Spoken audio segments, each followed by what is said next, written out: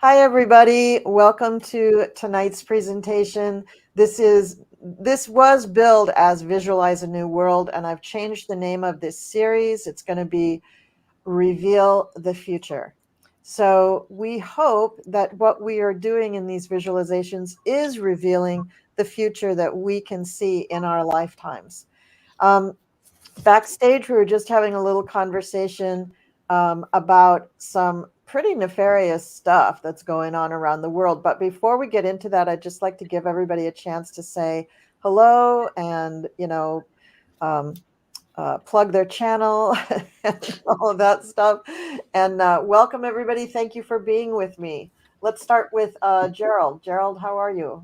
I am very well. I'm glad to be here as part of this important and sometimes challenging conversation, yet very powerful because it really can give all of us an opportunity to add our bit of energy to a greater purpose. So Absolutely. Yeah. that's what I'm about.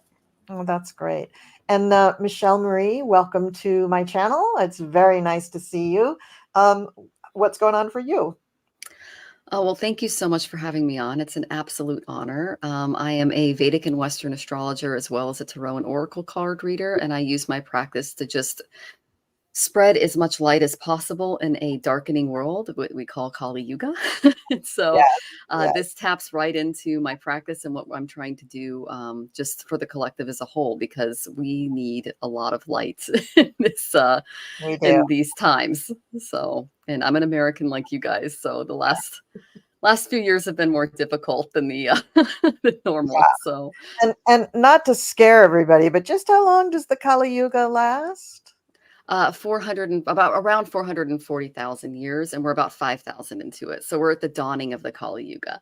So I guess as a human being experiencing a life on this planet right now, this would be a great time to be learning things and evolving our soul because there'll be plenty of challenges, right?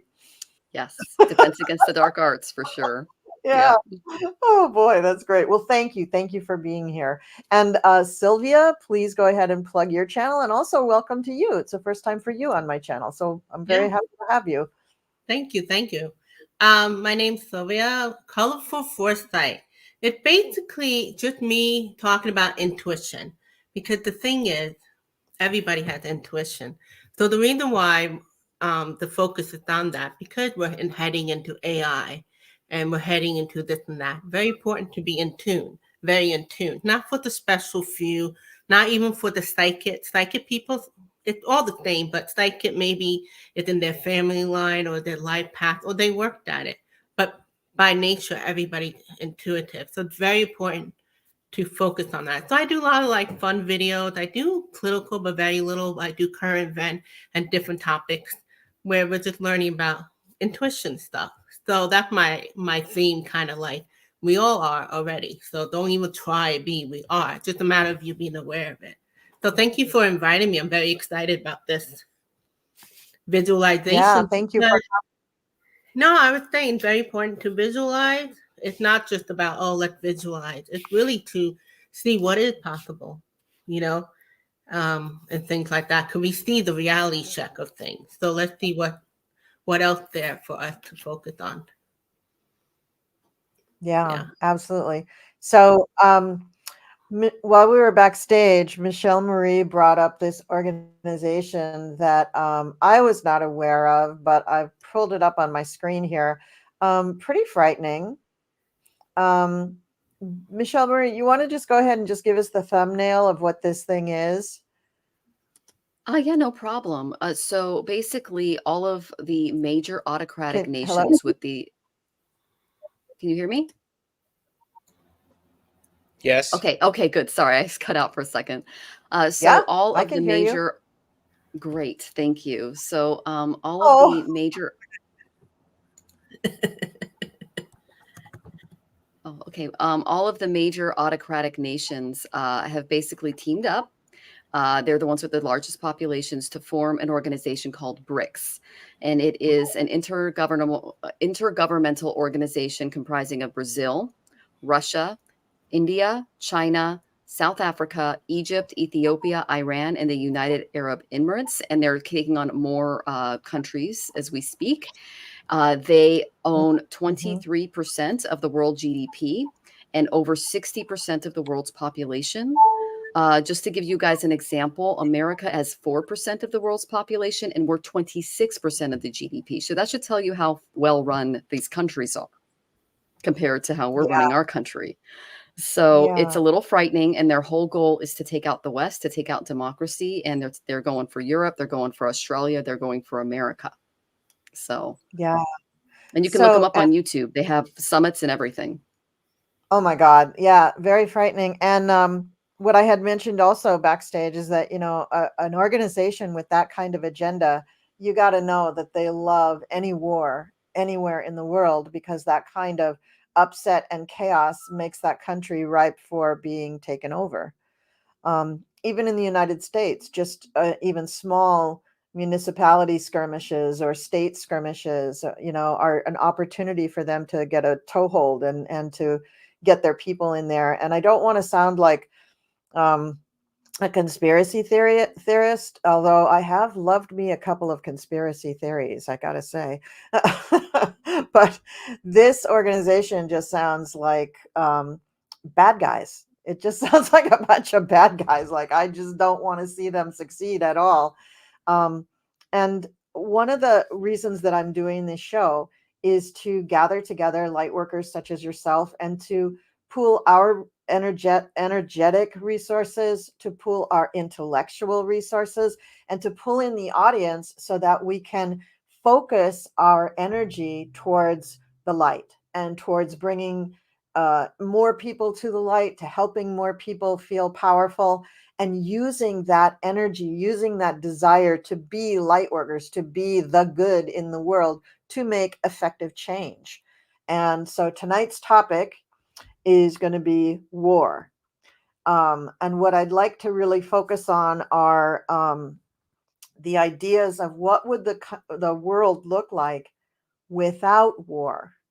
So yeah, we can, at the end, we will spend a couple minutes, you know, sending good energy to the people of, you know, Palestine and Israel and the Ukraine. But what I really would like to have people use their imagination on is, what would it be like if war just didn't exist? If our children grew up and just didn't even know what a war really looked like. Kind of freaky to think about, isn't it? Because all of us, no matter how old you are, you have lived through periods of your history really on Earth where there are wars, and they do have an impact on everybody. Most of all the countries who are at war, but also people that you know who have to go fight the war, or somebody that you know that loses a spouse in the war, or a son or a daughter, or whatever. They lose somebody.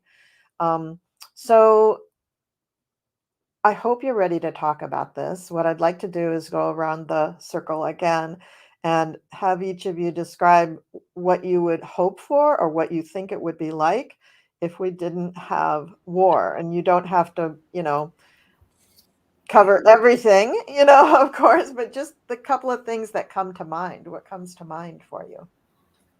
So anybody who's ready could start. I think for me, visualizing no war, it shifts it to visualizing and experiencing a sense of desiring to understand other people so that we can quickly find out how we are similar instead of how we are dissimilar. Because at that way, then we can focus on those things that are important to us: our children, our health, our well-being, the environment, food, sharing all of that. There's this greater sense of connection rather than conflict and competition. So how would you see that in practical terms? How do you think that would manifest? It would manifest into no one would go hungry. Everyone would be housed. Everyone would have access to information. Everyone would be educated. Everyone would have health care that was actually focused on prevention rather than, necessarily just solving the issues immediately. It's like, let's keep you healthy. Let's start you out healthy. Let's keep you healthy. And let's help empower everyone to help each other without needing necessarily to go somewhere else. Yeah. Cool. That's great. All right. Anybody else? Okay, I'll add to that. Well, first of all, if we are not in war, that means there had been enlightenment that happened for humanity as a whole, not for the few, for all of humanity. So if we're at that stage, instead of going, well, how could that be? It happened because of we are enlightenment. Now, I'm not into astrology, but we have two astrology people here. We are going into the Aquarian age and the Golden Age movement. So it's there to support us. That is the possibility that's actually supporting us.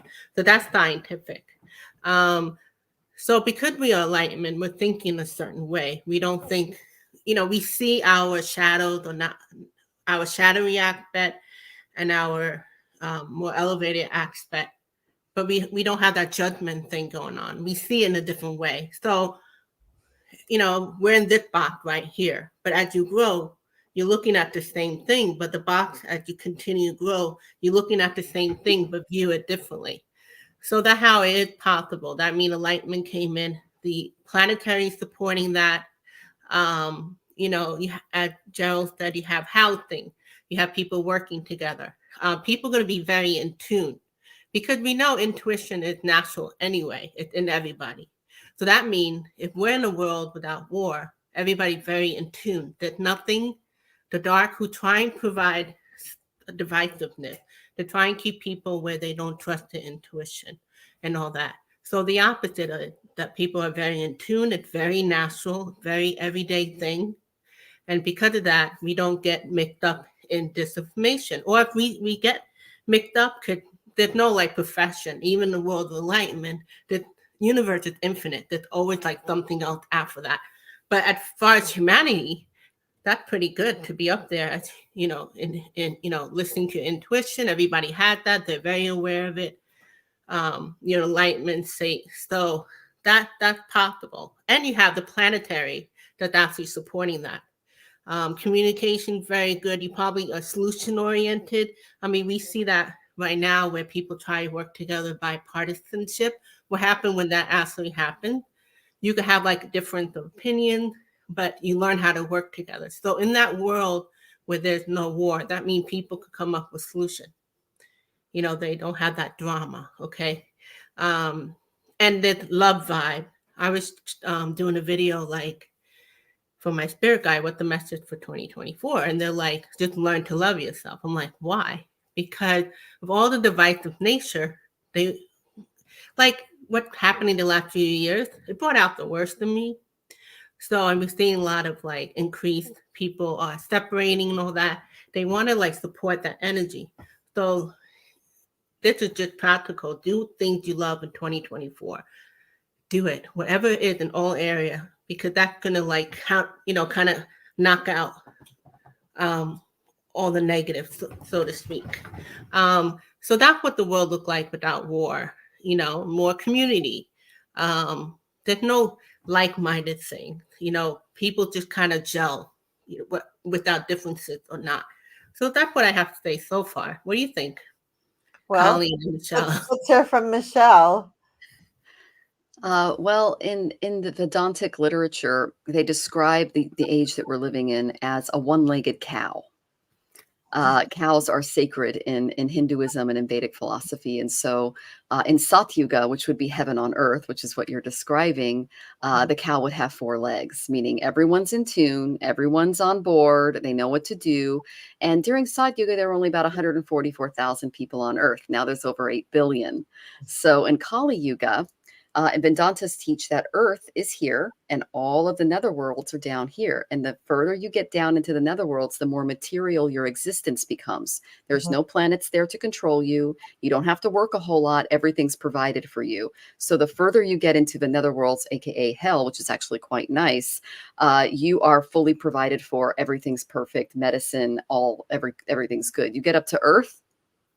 That's when you have to start doing the work. That's when the suffering starts. And that's where all of the divine wisdom and knowledge and work comes. So any soul that signed up for Kali Yuga is looking for an upgrade, even the most demonic among us. So everyone's here to level up, even though they're not acting right, because they could be coming from a place where a lot of the things they're doing are completely natural, because the netherworlds are golden palaces. They're not like the average life that we have on Earth now. And so my belief is that these are higher level beings that are coming from the nether regions, and they're trying to recreate their world there. And it's at the demise of their fellow man and woman. So that's what I see going on, just from my own philosophy. But we are in Kali Yuga, which is the opposite of Sat Yuga. And Sat Yuga, the gods and goddesses were literally walking among us. And there was a lot of work that needed to be done in order to level up during Sat Yuga, because it was basically all handed to you. And Kali Yuga, it's the hardest and darkest time to level up. However, it's the easiest. All you have to do is remember your Ishta deity, which is a name of your specific deity at death. And you can become one with that deity. That is how powerful this time is. But because there are so many distractions from the demonic realms, it's difficult to focus on that. That's why when you see Michelangelo's Sistine Chapel, how God's hand is literally reached all the way out and man's like this. What's man doing on the other side? He's distracted. He's looking away from God. He's paying attention to all of these other things going on. I think that when we're able to focus on a spiritual modality or practice and stay calm in the face of chaos, especially during Kali Yuga, we can level up to those higher planes of existence and being. And I think it's a hard time to be a soul, but it's also a chance to make a lot of progress. So if I'm hearing you right, you're agreeing with what Sylvia is saying, kind of 1,000%. All the enlightenment and the love and all That's of that. Sat Yuga, yeah. That's what would be like without war. Okay, good. So this is good. You guys understand the assignment. That's great. So without war, I think it's a lot easier for people to operate out of love, because there would be, I think, a lack of fear of reprisals and being hurt. People would probably respect one another a lot more. And I think recapture the curiosity and wonder about life and the universe, rather than the fear and skepticism that, what are they trying to do to me? Why are they trying to hurt me? So that kind of fear and paranoia would dissipate, would probably go away. I made a few notes while you guys were changing. So without war, our attitude about our health and healthcare would change a great deal. We would look at prevention, but also we would just not accept that anybody could be hurt. I think that's my idea of, no war, not even a war on our bodies, no war on our minds, not just no guns. And I don't know if there would need to be guns, if we didn't have war. Maybe that whole thing goes away and we just don't even have guns anymore. It would, to me, I would hope that this would change the world when it comes to workers' lives. Do you really have to get in a car and drive somewhere to go to a job? Maybe things like that could change, and we could eliminate that kind of nonsense, because companies' ideas of competition would really change dramatically. Without war, to say that, oh, we won over them, that kind of duality, there would still be some duality, but I don't think it would be as acute, as pointed as it is now, where every level of our society has competition. Your kids are competing against one another in schools. Your neighbors, you're competing against your neighbors for the nicest house or the coolest pets or the biggest yard. Your municipalities, they want to have a better municipality and a better government structure than the town next to them. and on and on and on. It just goes on and on and on, that this competition of being better, better, better ultimately leads to war. So I think that a lot of those things would soften and perhaps go away. It also occurs to me that if everybody was enlightened, as Sylvia was saying, and as Michelle alluded to, if people were really enlightened and they were really operating out of love, they would be really tuned in with their intuition. And so would we begin to communicate telepathically, and we would cease to have a need for things like cell phones. I mean, maybe. I mean, who knows? Who knows how this would affect the internet and social media? I mean, this would take a sea change, but humanity, if nothing else, is capable of a sea change. We see it. We've seen it throughout history that people demand change. That I think is more human nature even than going to war. So if we take that even a step further, if people can communicate telepathically, then can they not also transmute their molecules to another location with teleportation? So would we eliminate the need for transportation that we have now, the systems that we have now? Would all of that be eliminated? Okay. Just throwing some things out there that really are possible. They're not actually that far-fetched. None of the things that I talked about are that far-fetched. You know what came to mind? Yeah. I think it's very rare, but in the Himalaya there are like flying Buddha. Mhm. So Mhm. and they're probably like up there. So that is definitely a possibility. And then you think of ETs, who apparently they're like, how many? So they're still using transportation of sort, but maybe each universe had the different. Well, You know, some of them are using transportation, but we don't really know. I mean, exactly. Yeah. they are doing all sorts of things. So I know that there is a I wish I knew this guru's name, but there is a guru in India who has a very large school for children. And what they're teaching, and I don't know if anybody knows his name, but he begins teaching them about their own intuition at a very, very early age. And because these children are children right now, most of them are already indigos or crystal or rainbow or whatever. They're all connected. They're using all 12 DNA strands. They're completely plugged into the universe. And so intuition comes pretty easily to them. And then he starts in with doing readings for people at great distances, which leads to telepathic communication. And then he teaches them teleportation. And he teaches them to begin to move a grain of rice from their hand to somebody else's hand in another room, in another town, in another state, across the world. And they do it. And they do more than grains of sand.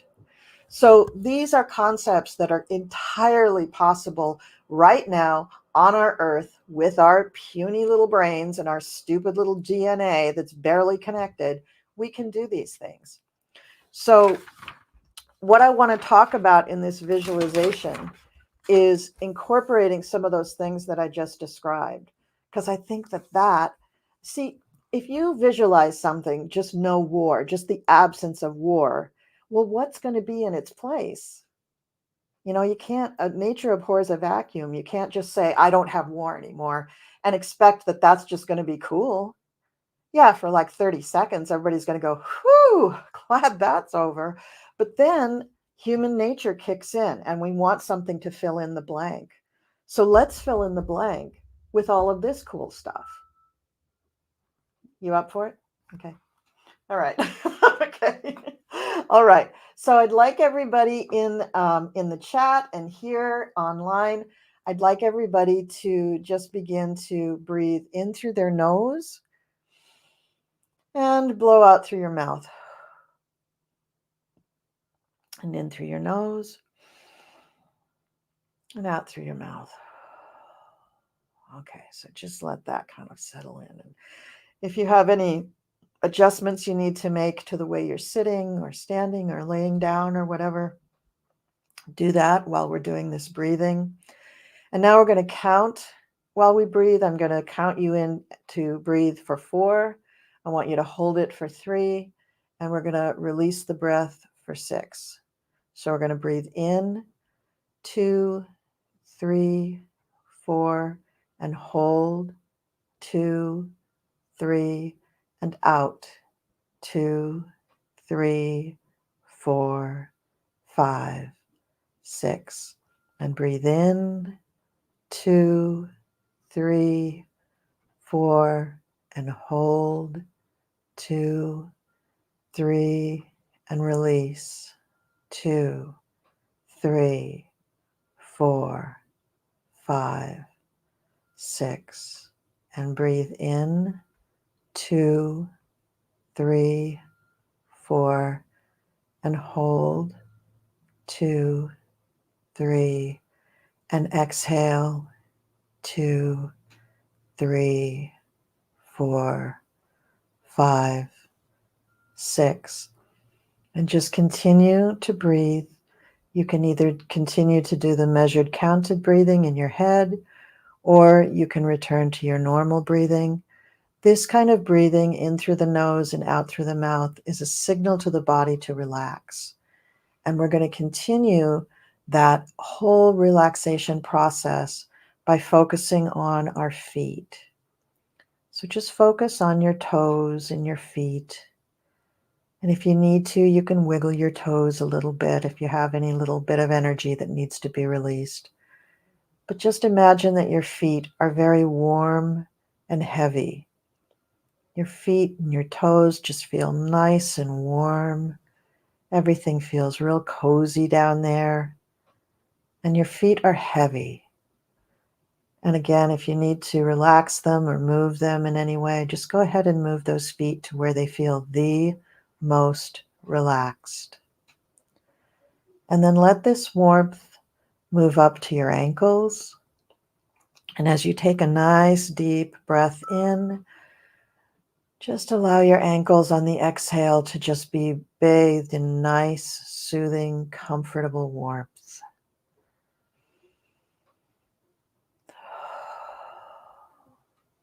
And then bring the warmth up through your shins. And imagine your entire calf and your shins, your forelegs, everything is nice and warm and heavy. Really heavy. So heavy it doesn't even pay to have that little stitched up muscle or that little cramp or that little feeling that you need to move it. Just relax into the heaviness and the warmth of your lower legs. And now let's have that warmth wash over your knees and all the joints and tendons and muscles that surround your knees. And keep that warmth coming up to your thighs. Now, this is a big one. Your thighs are the biggest muscles in your body. So we're going to spend a little time letting that warmth ease up from your knees into your quads, the top of your thighs, and let that warmth move all the way up to where your legs join your pelvis. And make sure that you allow that heat, that warmth, that wonderful, soothing energy go all the way around the back of your thighs. And you feel really warm. And your thighs are extremely heavy. And before we go any further, in your mind, I'd like each of you to say, my legs are heavy. My legs are warm. I am at peace. My legs are heavy. My legs are warm. I am at peace. And now we're going to bring that feeling of warmth and relaxation up through your glutes and up through your lower back. Just let that warmth rise up into your muscles all the way into your lower back. And all of those muscles become heavy. Just miraculously, all the tension falls away. and you feel so relaxed. And now addressing the front side of our abdomens, let the heat come up through your pelvis, up through your abdomen, all the way up to your solar plexus. And feel heavy in this area as well. It's like you have a nice warm blanket fresh out of the dryer wrapping itself all the way around your torso, all the way around your legs, all the way around your feet. And you are heavy and warm and at peace.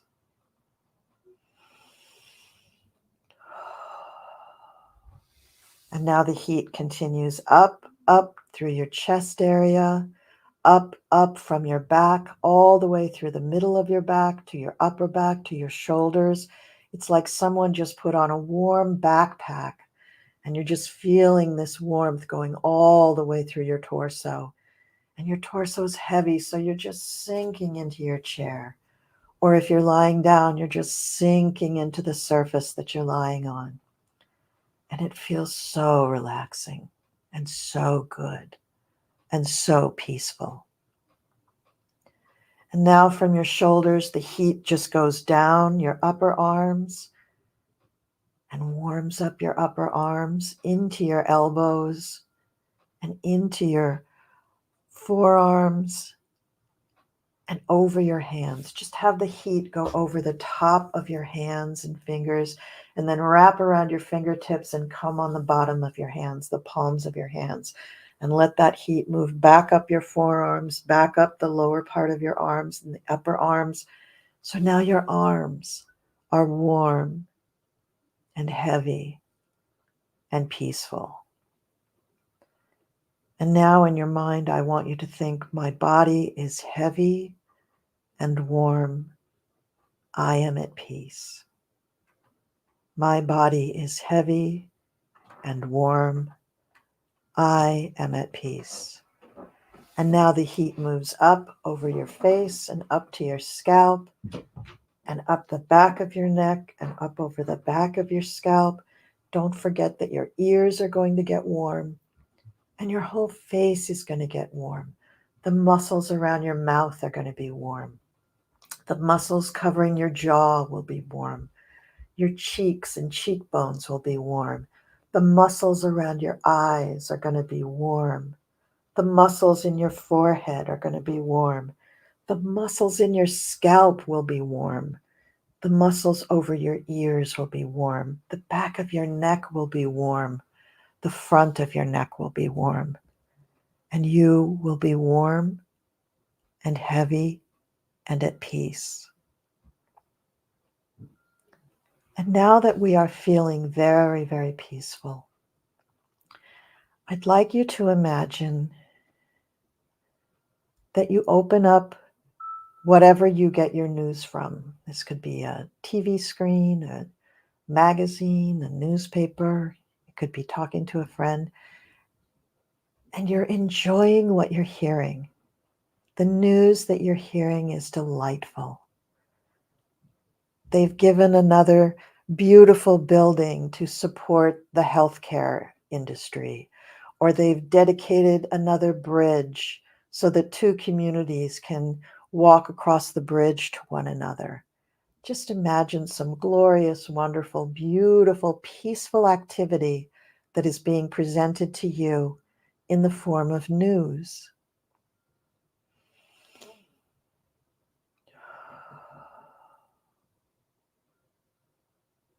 And this is interesting, but you think, there are other things that I'm interested in. For instance, I'm interested in the fact that I have a job that I no longer have to drive to, or ride my bike to, or take a bus to, or take a train to. I have a job, and at the time that I'm supposed to start my job, I'm going to go to the room in my house where I do my work, and I'm going to connect to my job. Now, I'm not saying how you're connecting. You could connect in all sorts of ways. We'll just leave the job there for now, but just know that everybody who wants a job has a job. And most people really love their jobs. And the only people who might not love their jobs are teenagers who don't love anything, or people who have decided that it's time to move on. And so they have a healthy discontent about what they're doing in their jobs, but it's because they've changed. It's not because their boss is horrible or somebody denigrated them in the coffee room. They're just moving on because they've grown, they've changed. And now let's look at what about people who are working in healthcare? So let's say that you're a healthcare worker. Well, you do really have to see people, but you can do a lot of that through telemedicine. So we look at people in healthcare and we realize, gee, they have a new role in our society. They're integrated in our communities. We no longer have to separate ourselves from our families to go see somebody about healthcare. They can either be there with telemedicine, or they can come to our homes, or we have a weekly workshop that anyone can attend and ask all their questions. And these people give out lots of good, intelligent advice, lots of things that don't involve medicine, that don't involve invasive procedures. There's just lots of gentle, natural healing taking place. And a lot of it has to do with energy.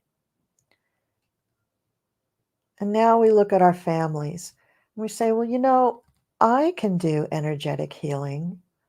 So I'm going to do that for my family. And my energetic healing is going to be really good.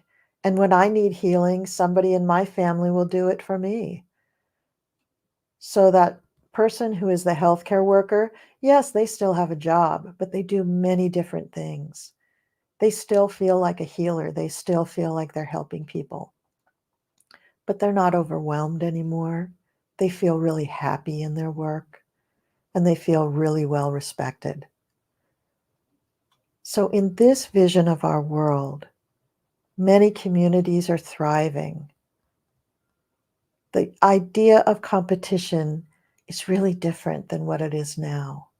The idea of competition is more of a curiosity of a personal best. Like, how can I make this better for me and the world? The idea that as you raise your own vibration, you raise the vibration of people around you is a universal concept, one that is absolutely accepted by everybody on the planet. And something else that you notice is that when you get up in the morning, a lot of people in your household just don't speak. They don't need to speak. They're communicating telepathically to you. So every morning you get up and you and your partner will say good morning to each other and say I love you to each other and say, it's okay, I'll put on the coffee or the whatever you're drinking, the tea, I can't think of it, the chicory or whatever. But you won't say it with words. You'll just communicate it to your partner. And then perhaps you work from home, but perhaps your partner actually has to go to work. So at the appointed time when your partner needs to go to work, perhaps they just sit down on the couch in the living room and a few minutes later they're gone because they've teleported to work. They've sent themselves to work. And perhaps when you have to have a really, really big meeting at work, perhaps you communicate with the people at work telepathically. Perhaps that's how things are done. Wouldn't that be nice? Wouldn't it be nice not to have people competing to talk over one another, people worried that their idea isn't better than the next person's? Wouldn't that be nice for everybody to just get along and to just accept that there is plenty of room for everybody's ideas? There's plenty of room for one country to have a really special export and another country to have just no really super special exports, but maybe they just have many exports that are kind of middle of the road, but it helps that country stay afloat and their economy thrive. The world can be different. We can communicate in our minds. We can still speak if we want to. We can still have things like beautiful music and songs and art and dancing and all sorts of audible arts, but we can also have telepathic communications. And perhaps we use telepathic communications for the things that are really important. Or perhaps we use telepathic communications with people that we know really, really well. But I think we could still have both, because I think it would just be a shame to lose things like hearing birds sing and then trying to whistle, or singing just for the joy of singing, because it does raise your vibration and make you feel good. So later on in the day, your partner teleports back to the living room, and the two of you have a telepathic conversation about how wonderful your day was. You decide to make some food, and the food comes out of a garden that's in your backyard. And it's not a lot of work because the whole community kind of collectively works on the garden. And so you rotate chores and duties having to do with the garden. You communicate telepathically with your neighbors because it feels good to do so. And there are no neighborly fights. There's no fights across the fence. There's no worry about, oh, did you park your car on my yard? That kind of thing just doesn't exist, because the duality and the competition that comes from the thing that we used to call war doesn't exist anymore. We are slowly moving away from dualism and moving towards a more unified existence where we truly do love one another, where we truly love ourselves enough to allow all of our intuitive gifts, all of our psychic gifts, all of our clair gifts to flourish to the point where we can communicate telepathically and we can teleport wherever we want to go. Now, I wish I had a big enough imagination to talk you through what all the cities in the world would look like, what all the communities would look like, what all the beautiful careers and relationships would look like. But I think I've kind of come to the end of my imagination for this one. So we'll have to do this again. And so in the meantime, I'd like you to come back to your body. Realize that you're still warm, but not as warm as you were before. You're still at peace. And imagine that a beautiful white light has entered your crown chakra and is moving through your body, sort of waking you up and bringing you back to this reality. This white light, it's got little gold sparkles in it, and you just feel great as it moves through your body. It just energizes you and gives you a wonderful feeling. And let that light move all the way down from the top of your head, your crown chakra, all the way down to your feet and your toes. And just take a couple of minutes to do that. And when you're ready, we can all come back together and we can have a little talk about what we've been through.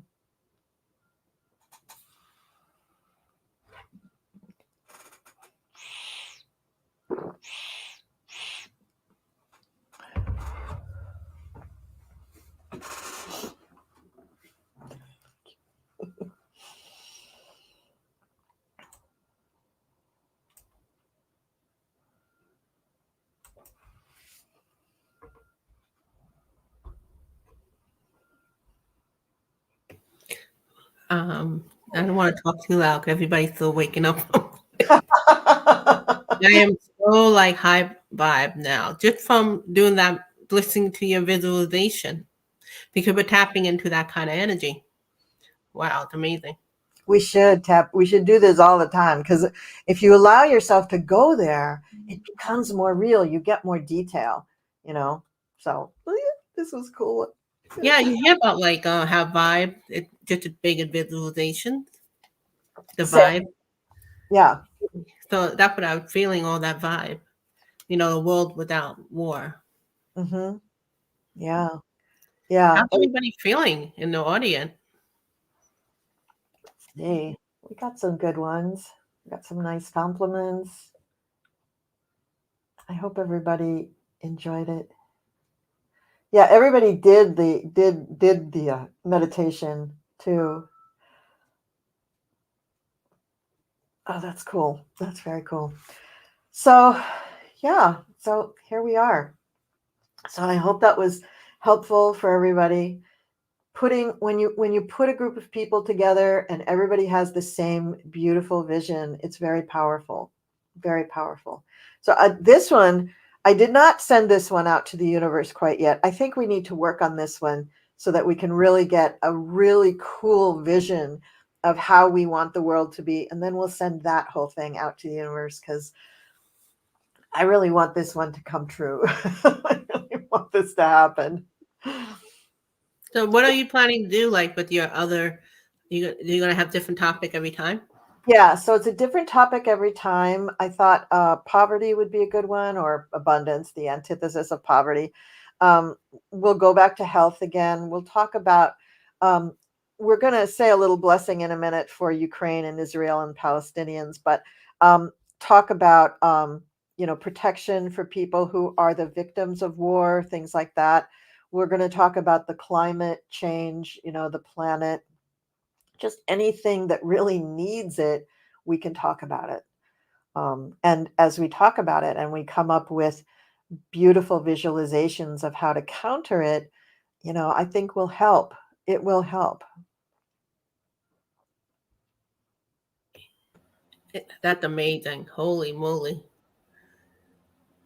I just wanted to put Ginger Fay up. Oh, that's great. I bet that's because of the warm and heavy and peacefulness, because that's a very powerful message to your body. Because so many of us since COVID, we don't feel safe. We don't feel peaceful. We feel like we could be attacked at any moment and get that stupid disease, And there's so many people like you're saying, Ginger Fay, that since that time they've not been the same. So, wow, that's great. Thank you for sharing that. That's What's wonderful. interesting that she shared that, because I kept, when as you were speaking before, how everything is the ripple effect. So here are we, the little we that we are. So that Mhm. the little ripple effect. So somehow that could connect with the others that doing something similar.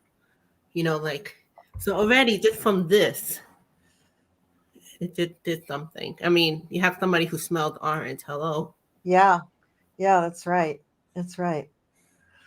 Well, that's kind of all I have, guys. If you have something to add, please add it. I think what's really important is this is a taste of what it's like to do this.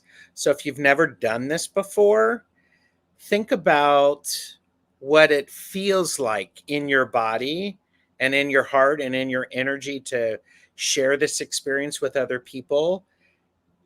Because when you do this again, pull on that feeling that you have right now, because it helps to manifest it. Hmm. Because if you feel like something, you believe it and you feel it as if you already have it, that gives it so much more power. Yeah, and along with that, the emotion is really important too. When you get excited about something, that raises your vibration. So if you couple that excitement and emotion with feeling it and believing it, that's how you attract things. That's Yeah, really, really important. And so many times we really like, I visualized money and I did a spell and I did it and nothing happened. And I'm like, well, look at you. Look, your little eyebrows are like this and you're angry and you've got a weird vibe coming off of you. Yeah, that isn't the law of attraction. The law of attraction doesn't say you can be, a negative, greedy bitch and get what you want. It says you need to believe it. You need to be excited. You need to raise your vibration. And when you do that, when you combine the emotion with the raised vibration, with the desire and seeing it in a beautiful way, that's how things happen. They don't happen otherwise. So, Michelle, anything from you? I did get a really positive vibe of something actually going on in the world right now. When you mentioned, imagine someone building a bridge, imagine people working in the garden for each other. I got that a lot of what used to be the third world is coming up because they're getting together and they're working together and they're collaborating, and they don't have a lot of the systems that we have in the larger context of things, and we can learn a lot from them. Yeah. And And also people coming from those, not just third world countries, but any country that had to do things for themselves, that had to work yes, the land, that had to, we can learn a lot from them, and they understand how to do it directly. They're not reading, Reader's Digest, how do you do a garden? They're just doing it because their family's been doing it for generations. So we can learn a lot from them too. And You know what? so the message. No, I'm going to say, I think in Puerto Rico, you know how they're struggling, but they might be the lead to green energy. So you hit it right on the mark. Something about that third world thing and the creativity and all that. yeah. Well, and the message I got for the collective is be local. You don't have to save the world. Do it for your community. If you want to start a garden, get some of your neighbors together and start a garden. Yeah. If you want to build that bridge, go to some city council meetings and talk about how the money is being allocated. Get involved in your community. That's the best way to do it. Absolutely. Absolutely. And don't underestimate the idea that your telepathic thoughts are not influencing someone else. They absolutely are. So if you want to um, influence that meeting that you're at, send love to the person that you are trying to get the attention of. And even if you don't get their full attention, just send them love. And then you will find at some point you'll have an opportunity to talk to them and have that 15-second elevator speech ready for why you want to do what you do. Don't underestimate your power. You're a very powerful being. And anytime you tell yourself that you're not, you're really cutting off your feet, because you're stardust. We're all stardust. So, grab that opportunity and use your brain, use your telepathic powers. They are strong. So, okay, that's my soapbox. Everybody's telepathic. Well, that was a great analogy on how to control the inner warrior, that Martian energy we all have. That's great for this topic, Colleen. That was beautiful. Oh, thank you. Thanks.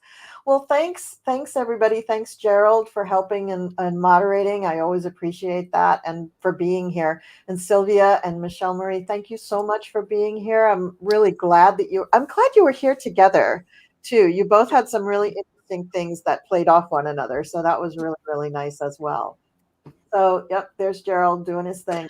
Like and subscribe. There we go, everybody. And thanks to people in the chat. Thank you so much, everyone. And I promise to keep this under an hour, so I'm going to sign off, and we'll see you next time, which will be, well, let me at least tell you when next time's going to be, because it's going to be in February. It's going to be February 11th is going to be the next one, which is also a Sunday. Okay. Thank you, everybody. Mwah. Thank you. Visualize a better world. Even though that's not the name of the show, that's what you need to do all the time. All right. Love you. Bye-bye. Bye.